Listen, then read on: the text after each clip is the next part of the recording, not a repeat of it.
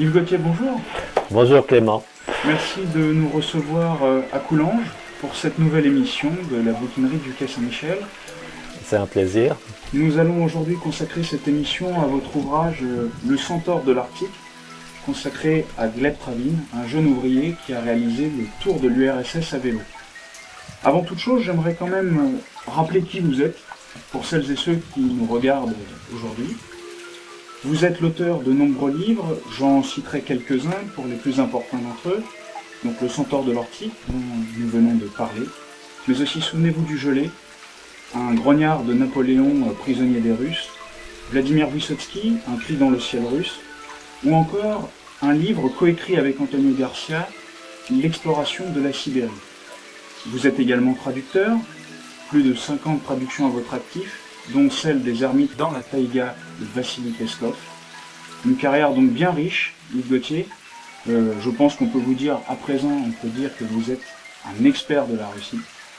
J'aimerais par conséquent, la première question que j'aimerais vous poser, c'est existe-t-il une filiation entre vous et tous ces personnages que nous venons de mentionner, et plus précisément, puisque c'est le thème de l'émission aujourd'hui, existe-t-il une filiation entre vous et Gleb Travin? On est dans une matière un petit peu subjective, cette notion de filiation, mais je crois qu'il y a quelque chose de très enfantin en moi, et pour cette raison, la réponse est oui. Un rapport de filiation, comment dire, de fascination peut-être pas, d'admiration pas forcément, mais il y a quelque chose, il y a ce besoin que j'ai, des grands destins, des grands exemples, des beaux exemples. Même si certains de mes personnages, vous parliez du gelé, le grognard de la Grande Armée qui a fait la campagne de Russie en 1812, n'est pas peut-être en soi un héros admirable, mais c'est un destin. Ce destin est celui du naufrage. Donc la réponse est oui, une filiation, j'ai besoin de cette inspiration, de ces grands personnages, et même si cette admiration n'en est pas tout à fait une, j'ai besoin d'admirer. Vous parliez, vous, de votre admiration, de cet exemple du destin. Quelles ont pu être les sources d'inspiration de Gleb Travin pour effectuer ce fameux tour de l'URSS à vélo? Il y a plusieurs types d'inspiration possibles. Est-ce qu'elles sont littéraires? Elles sont simplement sportives? Il y a une fascination pour la grandeur de la nature et la prouesse physique. Quelles sont-elles, ces sources? Là, je crois que la réponse est facile, au sens où Gleb Travin lui-même a parlé magnifiquement de ses références. Il a eu cette phrase très belle, mes exemples, mes modèles, disait-il, c'est Faust, Ulysse et Don Quichotte. Faust, en raison de la soif de connaissance, cet appétit de savoir, qui va de pair avec un esprit, disons, romantique. Ulysse, en raison de son rapport à l'adversité et sa capacité d'y faire face.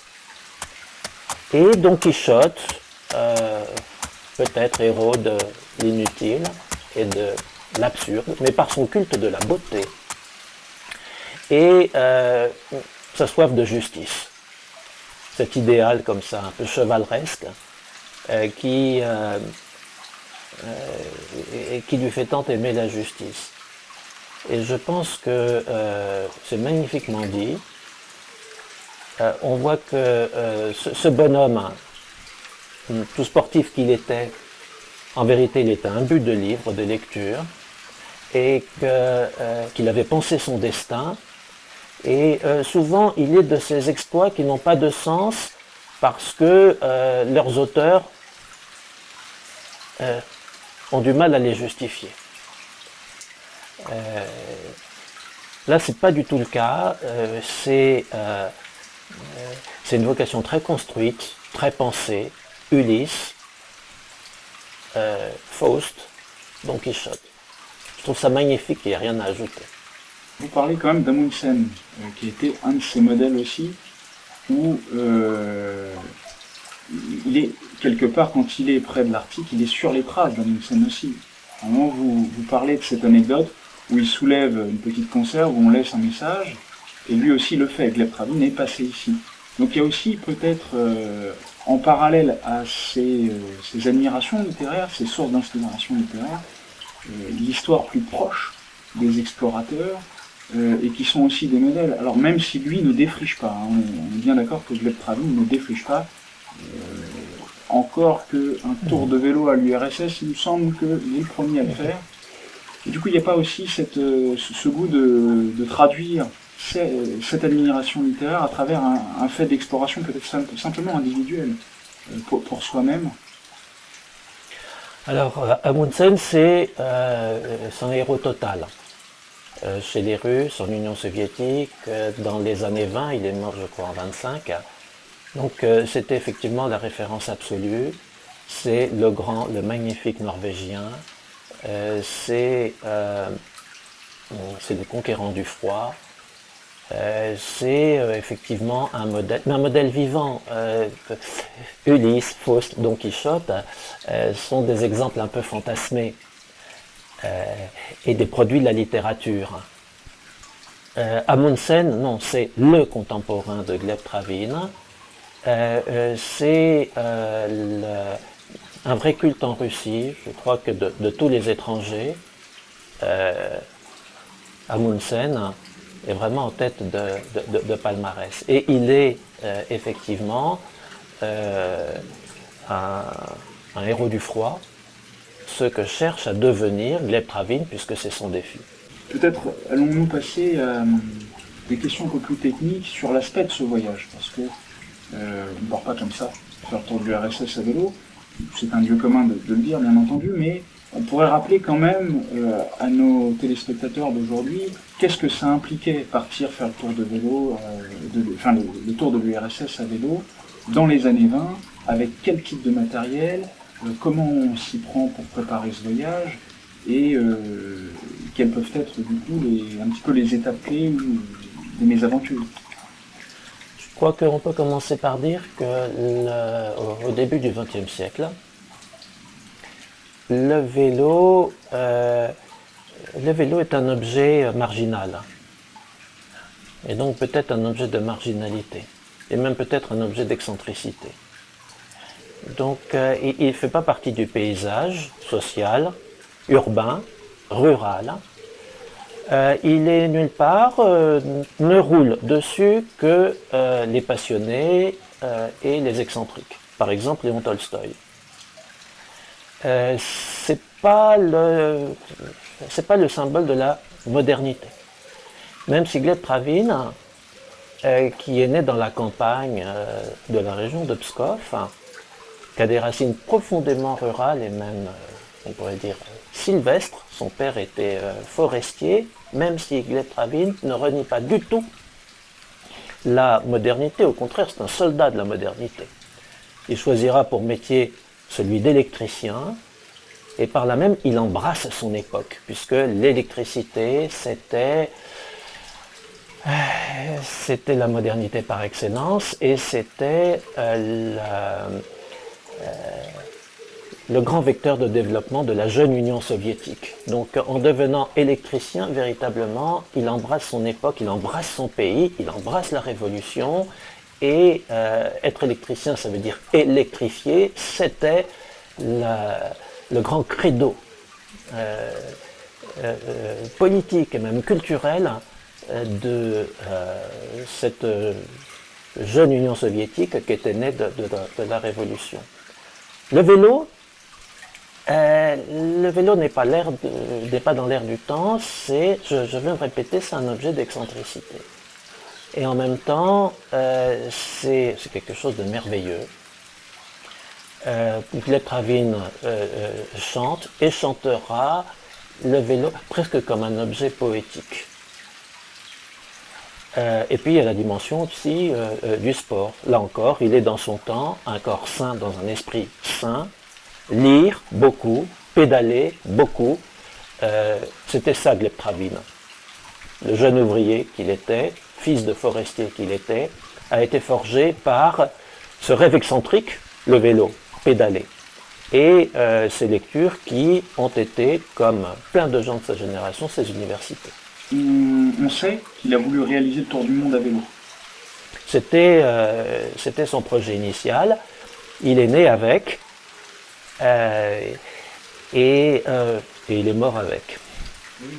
Mais alors, ce tour de l'URSS à vélo, est-ce que c'était, dans son esprit, c'était quand même une grande répétition, ce fameux tour du monde qu'il pensait réaliser.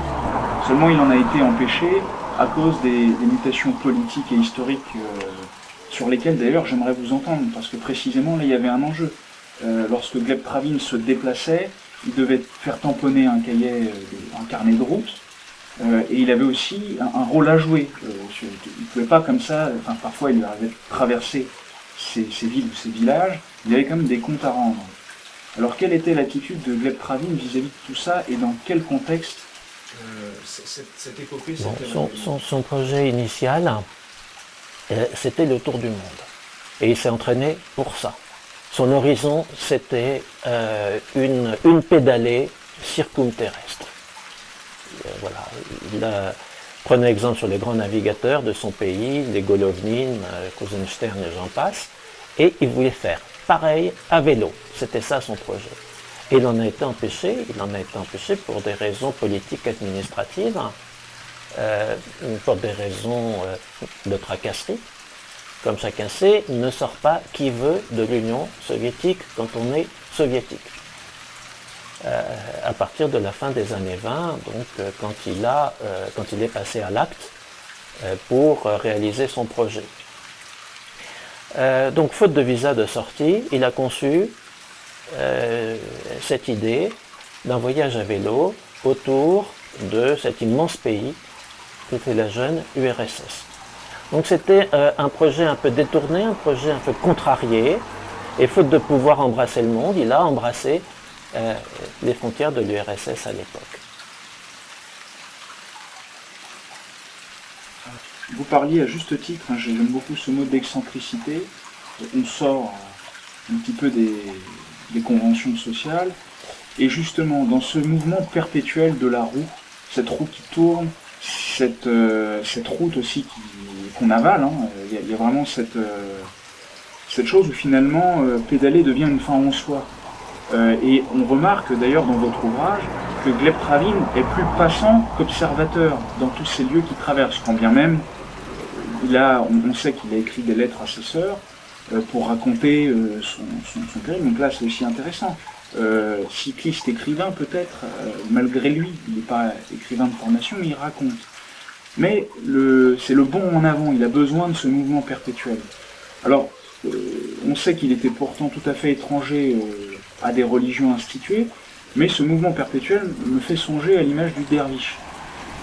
Alors, là où je voudrais en venir, c'est que dans ce mouvement perpétuel, dans cet effort perpétuel, il y a quelque chose où Gleb Travin va se sculpter, et il y a même des métamorphoses.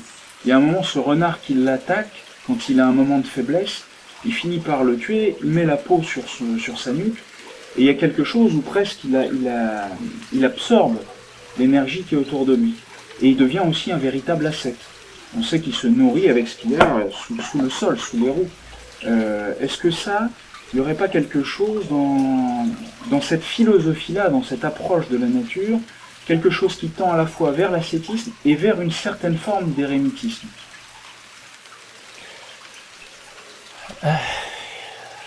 Pour lui, avancer, c'est pédaler.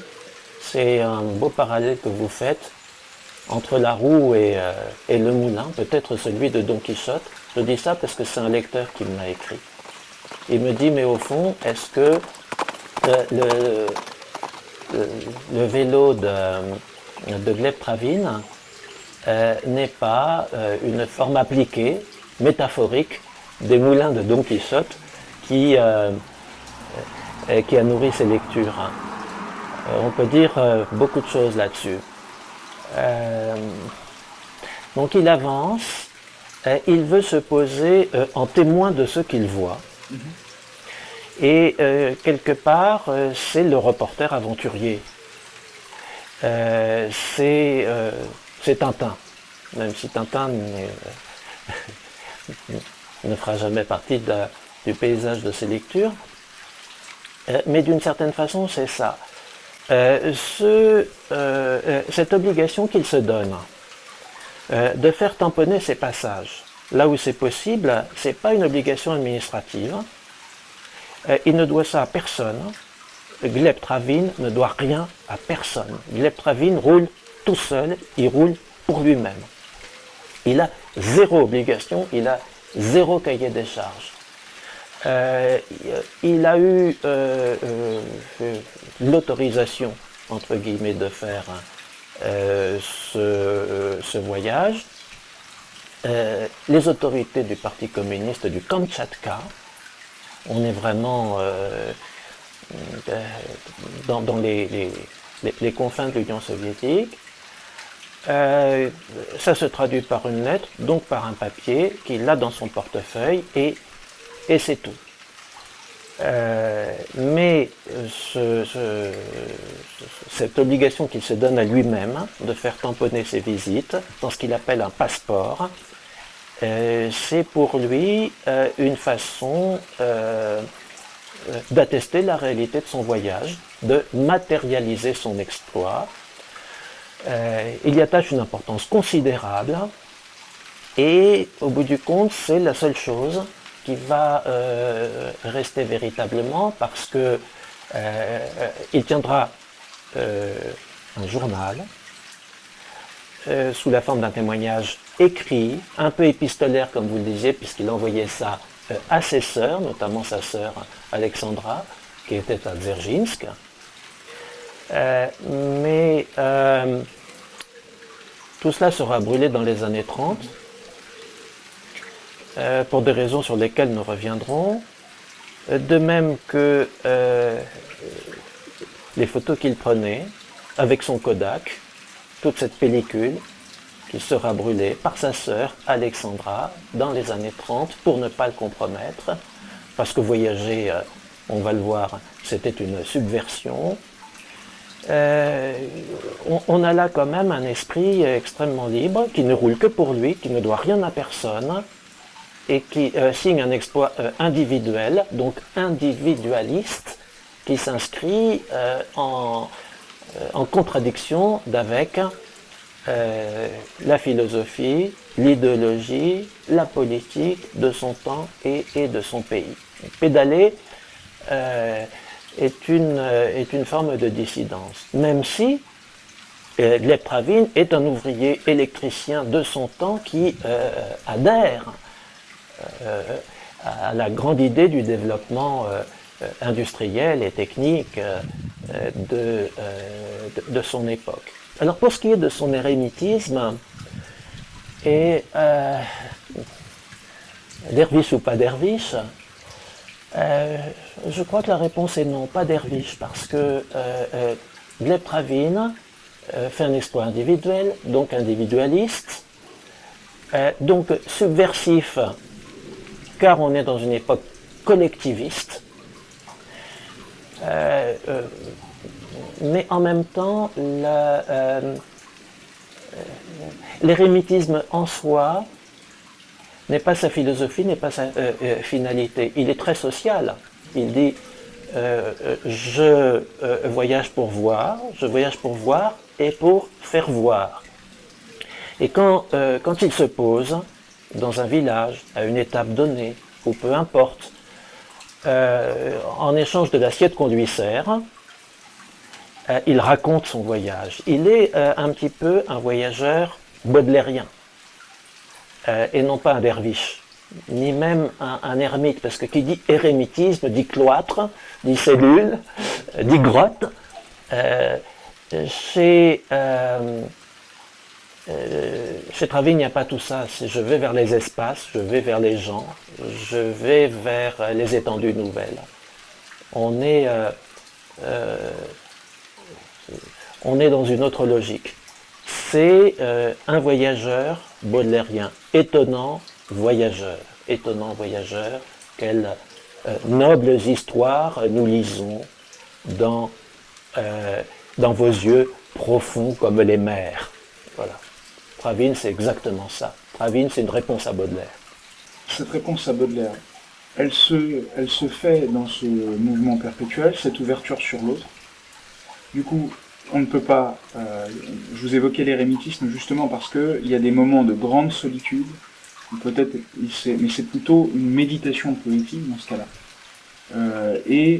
Vous me disiez, mais il n'avait aucune obligation. C'est ça qui est très intéressant, c'est que par conséquent, il faisait le choix, donc en échange de cette assiette, de compter ou d'électrifier, parce que son objectif, et en tout cas ce qui transpire dans tout le livre, c'est l'autosuffisance. Il veut être capable de subvenir à ses besoins du matin au soir, mais même de se soigner. Ce moment où il se coupe ses orteils à cause du froid qui va ronger les doigts de pied, il le fait tout seul, presque. Et d'ailleurs, les gens sont surpris. Qu'est-ce que vous faites? Il est capable, on a vraiment l'impression qu'il est capable de tout faire, avec une panoplie de savoir, de métiers aussi, parce que justement, il a plusieurs métiers, Gleb Travin. Donc ce serait intéressant que vous nous évoquiez. Je crois que sa philosophie de la route, c'est que tu roules, tu avances, tu marches, qu'importe, et c'est la route qui te fait manger. C'est la route qui nourrit, c'est la route nourricière. Et il y a cette expression russe qui est que le fourrage du cheval est sous son sabot. Eh bien, il va projeter en quelque sorte cette idée à lui-même et à sa conception du voyage. Un des livres qu'il lira en se préparant sera un livre intitulé « Pas un sou en poche ». Donc le voyage et l'argent sont deux choses incompatibles. Il faut se nourrir du chemin qu'on parcourt, dans tous les sens du mot. Donc trouver sa nourriture là où elle est, autant dire que c'est un voyage nature. Il va devoir s'adapter à toutes les circonstances, il connaît magnifiquement bien la forêt, il sait s'en nourrir, ce sera plus compliqué dans le désert. Et il va trouver que l'Arctique, ce désert de glace, eh bien, lui aussi est capable de nourrir par des techniques tout à fait rudimentaires de pêche, en s'inspirant à chaque fois du modèle indigène, ou que ce soit avec, en effet, une grande inventivité. Donc électricien il était, de métier, il aura fait aussi beaucoup, comme on dit chez nous en France, de petits boulots. Et puis, fils de forestier, il connaît la chasse, il connaît la pêche, il connaît les arbres, il connaît les animaux, il connaît les oiseaux. Et il saura s'en servir. La solitude, la solitude n'est pas en soi un objet de réflexion philosophique, et elle ne participe pas de son exploit. Pas une seule fois, Gleb Travin ne dira « je l'ai fait seul ». Son exploit ne consiste pas dans sa solitude. Je crois que c'est une dimension qu'il n'a pas cultivée, mais il y a son courage physique, il y a son moral d'acier, il y a sa santé d'acier, une santé exceptionnelle, il y a la force, la puissance de ce corps qu'il cultive beaucoup, il y a tout cela. Tout cela relève de l'exploit, de sa vision aussi des héros qui ont nourri ses lectures et son imagination, tout cela existe. Hein.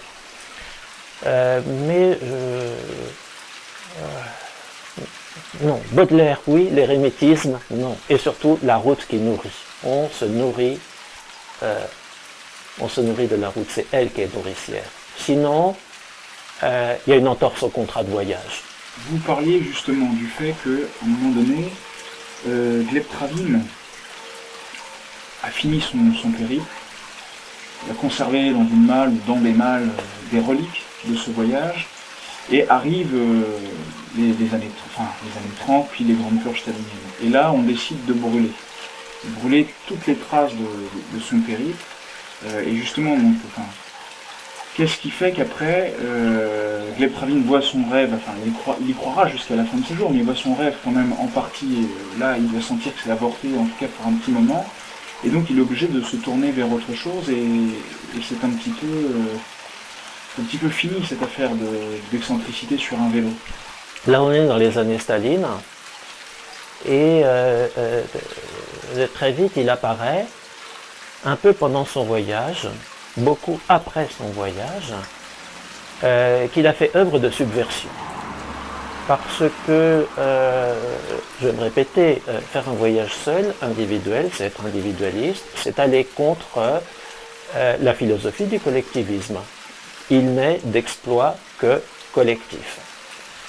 C'est dans l'idéologie du temps, c'est dans l'idéologie d'État, et en soi ce ne serait pas grave. Ce qui est grave, c'est l'intolérance envers qui pense autrement et qui fait autrement. Et Travin va tomber dans ce paradoxe. Ouvrier soviétique, ouvrier électricien qui participe à l'électrification dans la lointaine péninsule du Kamtchatka, le culte de l'effort, le culte du sport, le culte... mais en même temps, il se trouve en porte-à-faux et en contradiction avec son temps. Un individualiste contre une époque collectiviste. Ça tourne à la suspicion. Il a fait ce voyage, mais il ne l'a fait pas comme les autres, il l'a fait pour lui-même, avec une carte de visite où il avait fait imprimer ce mot bizarre, touriste. Comme un défi à la pensée dominante. Donc c'était mal vu, les suspicions vont se faire, un livre sera écrit sur Gleb Travin, joliment intitulé « Cette terre qu'il a fait sienne », signé par un reporter, prosateur, documentariste, qui s'appelait Vivian Itin, un grand reporter du Grand Nord, qui aurait pu devenir une sorte de Hemingway de l'Arctique, mais qui a fini fusillé en 1938. C'était le climat de l'époque. D'autres signataires d'articles consacrés à Gleb Travin pendant son périple ont été aussi passés par les armes dans les années Staline. Il roulait sur un vélo américain.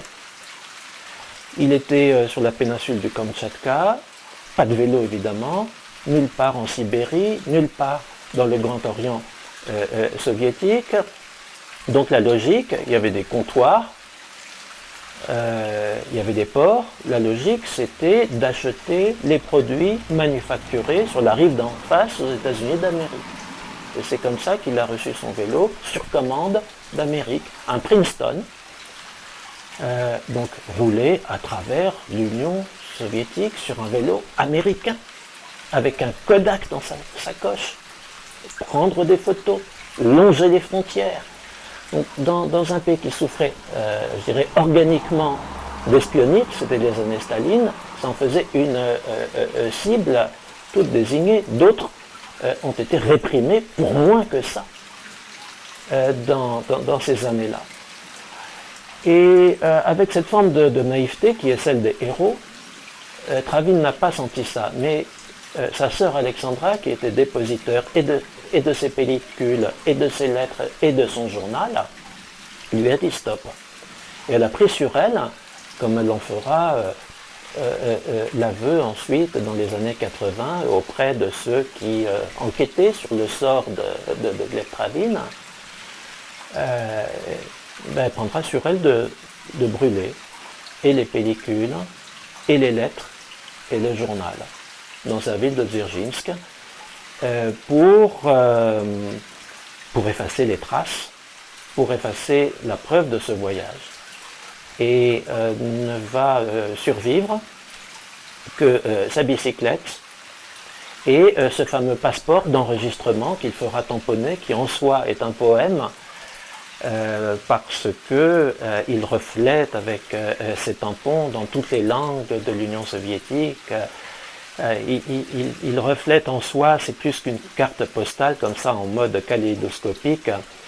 C'est tout un univers qui est renfermé, consigné dans les pages de ce carnet en cuir qui constitue d'une part une preuve irréfutable et ensuite un objet historique absolument incroyable. Est-ce qu'on peut dire de Gleb Travin, la formule est peut-être malheureuse, dissident malgré lui, puisqu'il est finalement plus attaché à son rêve que à dire, enfin, il voudra montrer qu'il a fait ce tour du RSS à vélo, mais c'est pas de la fanfaronnerie du tout. L'exploit l'intéresse pas en soi, c'est vous-même qui dites à un moment, il parlait de cette période comme ma vie, à ce moment-là, c'est presque une rêverie qui a pris corps. Et donc cet individualisme qu'il a, pour autant, individualisme peut-être forcené dans le fait d'être à vélo, etc., mais à aucun moment ça n'a été un étendard ou un fanion qui l'agitait devant le pouvoir pour dire ah, vous avez vu, je fais ça contre le régime. Non, dissident malgré lui, on ne peut pas le dire parce que ça ne lui serait jamais venu à l'idée de revendiquer ce mot et de se l'appliquer à lui-même. Don Quichotte, oui, on peut dire que Gleb Travin était un Don Quichotte soviétique, pour le résumer. On reste avec une inspiration littéraire et une concrétisation d'une inspiration poétique qui a pris corps. Et finalement, c'est presque lui-même un poème en acte. Exactement. Et c'est l'illustration vivante de ce choix qu'il a fait de vivre ses rêves plutôt que de rêver sa vie, pour reprendre une expression bien connue. Alors Yves Gauthier, j'en viens peut-être à ces dernières questions. Quel enseignement peut-on tirer de cette épopée de Gleb Travin ?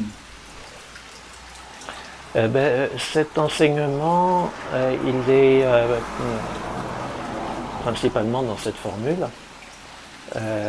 Il faut vivre ses rêves. Il faut être fidèle à ses rêves d'enfant. Il faut voyager. Il faut être cet étonnant voyageur baudelairien. Il faut voyager et dire et raconter ce qu'il appelait les conférences, ce qu'il appelait la propagande du voyage. Ça, c'est un bel enseignement. Beaucoup de choses ont été brûlées. Ses lettres, son journal, on l'a dit, mais pour autant, il n'est pas prouvé que Gleb Travin ait eu une belle plume. En revanche, il avait une belle voix. Il existe un enregistrement radiophonique que j'ai déterré récemment, qui date de 1964, une émission comme ça, radio d'une petite demi-heure, où il raconte et son voyage et sa philosophie du voyage. D'une voix absolument magnifique, un baryton comme ça un petit peu ténorisant, une richesse de vocabulaire foisonnante, un sens narratif envoûtant. Yves Gauthier, vous nous parliez de cet inédit radiophonique où Gleb Travin fait part de sa philosophie du voyage. Alors, quelle était-elle ? Je vais commencer par évoquer cette émission, parce que c'est la première fois que j'ai entendu sa voix, que je l'ai entendu parler. On ne lira jamais ses journaux, on ne lira jamais ses lettres, elles ont été brûlées. Il est peu probable qu'il ait eu une belle plume, mais en revanche,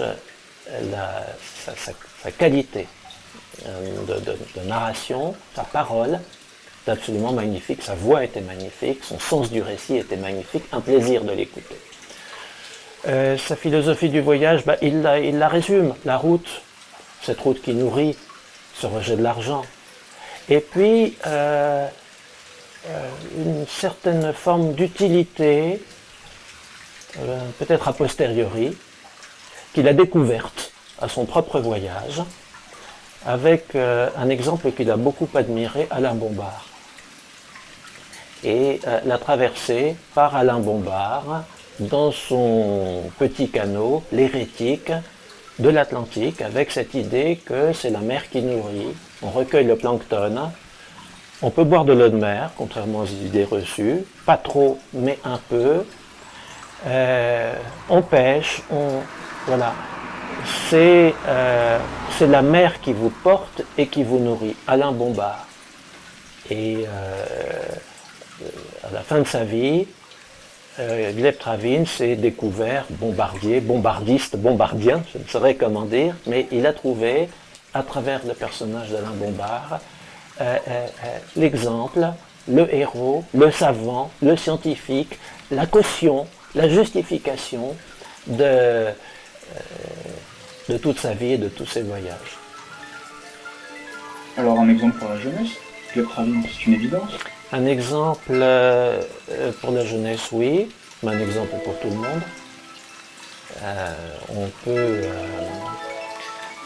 On peut rouler vieux. On peut rouler vieux sur un vélo.